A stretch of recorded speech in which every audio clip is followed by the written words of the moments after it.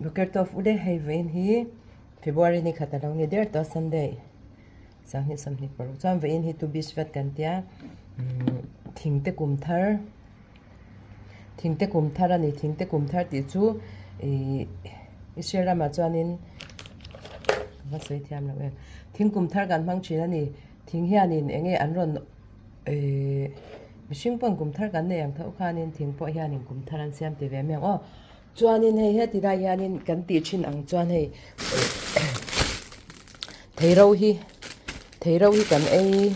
thina ni thingte kumthara chuan thingte enge pangpar ti te thingte kan phun thina chuan chumi ba ka chuanin theilam pangte kan ei na sa thina ni ve inang hian ei tre hi ka dona nia Friday kan school train ka dong hei enge om kan thor thinang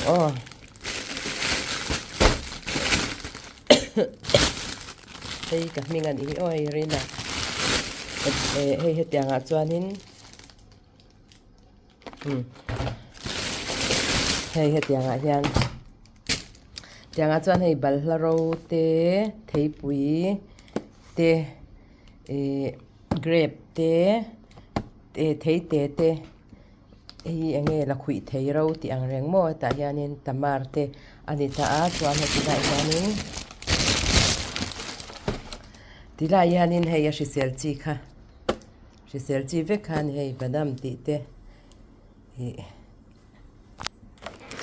thiam mem zingkara nil tuka ka thau tu na han darsari che ala nya ka in siam zo to mo nakal turin hengbe hi voina yang khai sing enge theilam pang kha voina hyang kan eina sadon ani chu an kum tharani wang khan chuanin skula te po alom na te kan neyanga aron tilan thei chuan karon tilanga nga chuan aron tilan thei lo ero chuan thushan ni se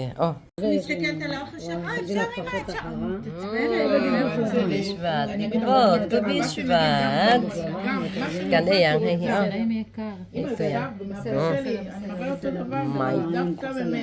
ka cafe digvot tu bishvat ani ei falafel te kan ei dona ores salad maot hine hummus Ariel Matarotse. Ha? Ariel, ni ne tropi. Ine banot ya food. Kain dai lau hey, kain nem lot tok. Ei nem lot tok hey. Tiyan, tu biswata hianin hey thingte pangparte. Yang hi kan phun thina ni hey tu na mi poi hey. School ko ta kan phun ani hey. Ayan moi lut tok hey. Ang hi phun chin da na ni theilam pang e ani boka theiro te kha chuan anuwa te ang pangpar hi an phun chin ani kha thingte kumthar tu biswat ti da na ni chu moi khop mai hei der kente moi chak hei uite ka kan tiang te kha hei te hi hei moi lu tu